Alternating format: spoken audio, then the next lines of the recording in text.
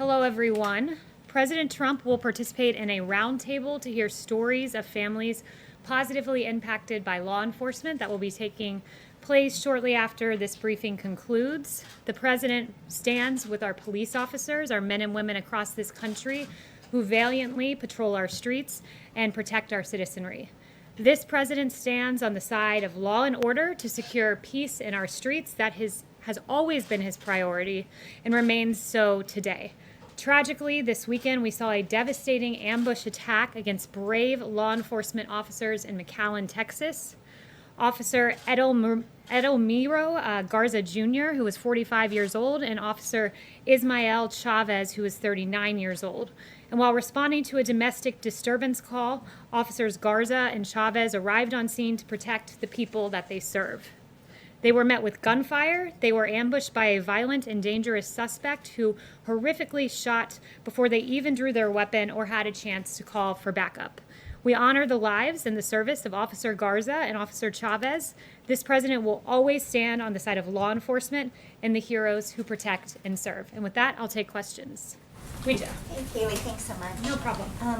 As the number of cases and fatalities continues to break records, in the most recent interview President Trump did, he said, we are going to be in really good shape in the next 2 to 4 weeks. Can you share what evidence he's using to draw that conclusion? And what is the administration going to do differently in the next 2 to 4 weeks to stop the spread?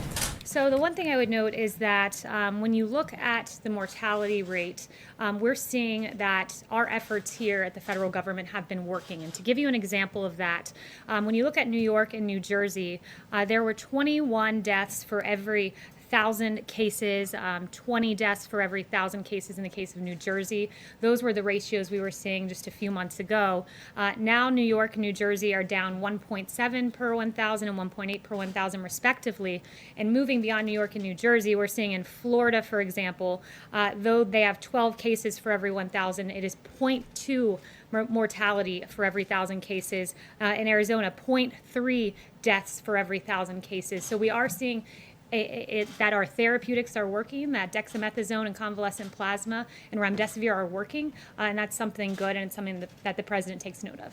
But 2 to 4 weeks is such a short time period. I mean, what specifically are you doing to stop the spread? There's a lot, and I'm very glad that you asked that because it is worth highlighting the work that we're doing each and every day. For one, we're surging personnel to Arizona, Texas, California. We already have people working in Florida, surging remdesivir to states that are seeing rising case numbers. We're also surging testing supplies to decrease turnaround time. These are several action items that Dr. Birx briefed me on before coming out here. The White House will be going to several states this week, Dr. Birx in particular, to Louisiana, Mississippi, Alabama, Georgia, South Carolina. We've sent 19 HHS teams to metroplexes, 8 more coming this week. So we are aggressively on the ground reacting to this virus, and we're encouraged to see the declining mortality compared to a few months ago. Jim, I haven't seen you in a few weeks. Yeah. Glad you're back. Thanks. Kaylee, why is the White House trashing Dr. Fauci and sending out opposition research like memos to reporters?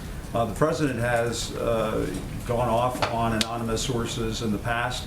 Why not have the guts to trash Dr. Fauci with your own names? So President Trump, I'll refer you back, there's no opposition research being dumped to reporters. We were asked a very specific question by the Washington Post, and that question was, President Trump noted that Dr. Fauci had made some mistakes, and we provided a direct answer to what was a direct question. Hasn't the president made mistakes? He suggested at one point that Americans inject themselves with disinfectants, that sort of thing. Why not send out these notes to reporters about what Dr. Fauci said in the past with your names on it? They were sent out by a White House official. The president has said he doesn't trust anonymous sources, and yet you were sending out these notes to reporters anonymously.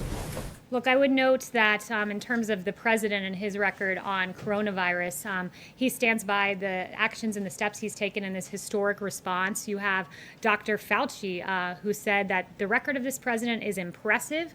I can't imagine that under any circumstance that anybody could be doing more, and those are the words of Dr. Fauci.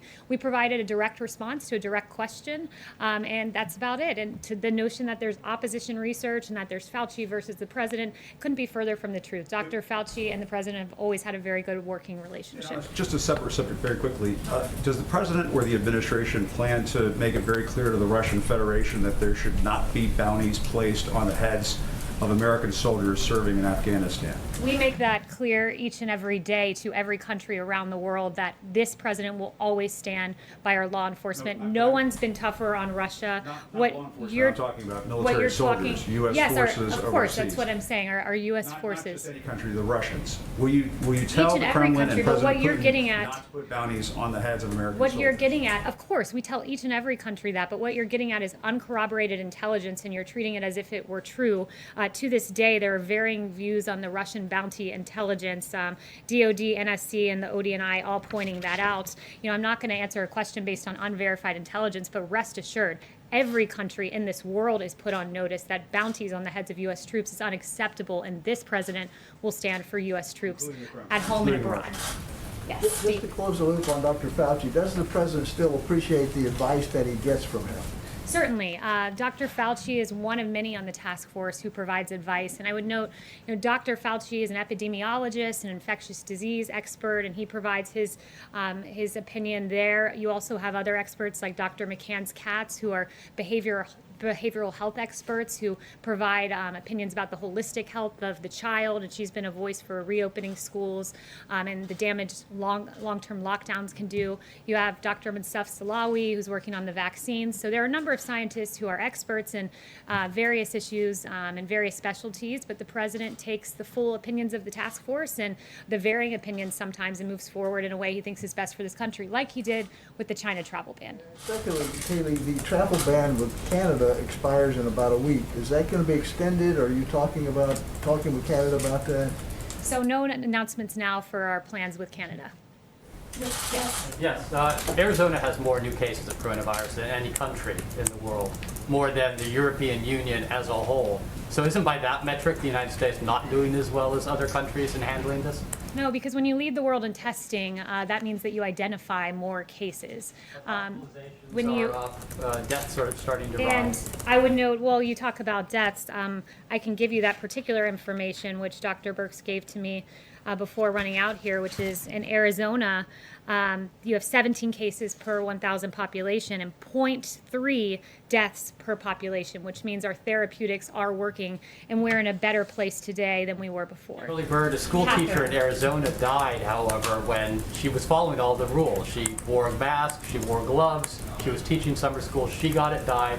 2 other teachers got it and are ill. Her family, her husband, her daughter. I mean, how do you tell parents of school children that it's safe to send their kids back to school when something like that happens? Well, I would point you to the words of the CDC director who said children are not very affected by this and typically are not spreaders in this, but I would also point to the consequences of staying closed. We have to look at the holistic health of the child, and when you have, according to HHS, 1/5 of all child abuse cases being reported by teachers and educational staff, we cannot stay closed.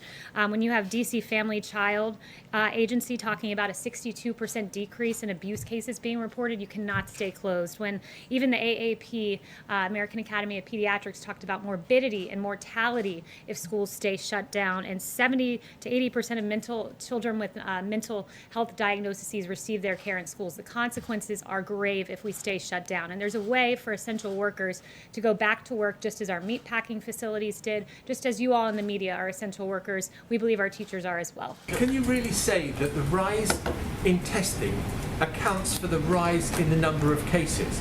Because the percentage of those testing positive has risen sharply. Yes, so I would say to this, as we've always said, that there would be embers, there would be fires. So we readily acknowledge the embers and the fires that are around the country, but we also note that it's logic, basic common sense. When you're testing more than any country in the world, you're going to identify more cases. We've tested more than 40 million. That means we will identify more cases. But when you see the fact that mortality has come down per 1,000 population in a way that it was not months ago in New York and New Jersey, it means that we have become very adept at our therapeutics and our ways of finding people in communities rather than in hospitals, catching things early, and moving forward in a way that we know how to aggressively attack this virus and keep the American Follow up with the travel ban. Chanel. Just can I ask you on the travel ban? Sure. What is the rationale now for keeping people from Europe, Ireland and the UK from the United States when they have a fraction of the number of cases that you do in the US? The argument is we will always put America first. Chanel. Thank you, Kimmy. If you will expand on the difference between this time last month and now when it comes to framing the discussion about law enforcement. Last month, the president hosted a law enforcement roundtable, and at that roundtable, he said that he would not support defunding police. And yet, 1 month later, we still have Democrat cities doing so, disbanding their police, defunding their police. How does the White House feel it should frame the debate now with regards to defunding the police so that a reasonable discussion can be had with these Democrat cities who are trying to do so? Yeah, it's a very good question. We know that in Los Angeles, when they announced that they would be defunding their police department by $150 million, they basically immediately after saw a 250% increase in homicides.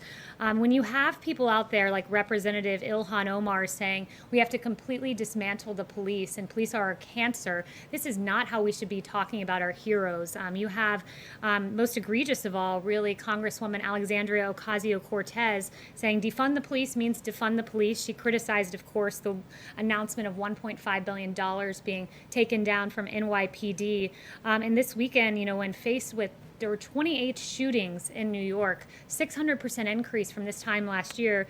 You have Representative Ocasio-Cortez saying this is just because people are trying to get food with their families. That is preposterous. The reality is 63% of Americans in this country fear that criticism of our police departments will lead to no public safety in their streets. And 69% of Black Americans, this is a real issue when you call our police cancer, when you talk about dismantling them. And then this weekend in New York, you see a 1-year-old killed in his stroller. His name was DeVell Gardner Jr., and that 1-year-old will be in our prayers. Not only that, you see Officers Garza and Chavez. And to your question about how we should talk about the police and defund the police, a movement the president stands against, the 2 officers ambushed this weekend.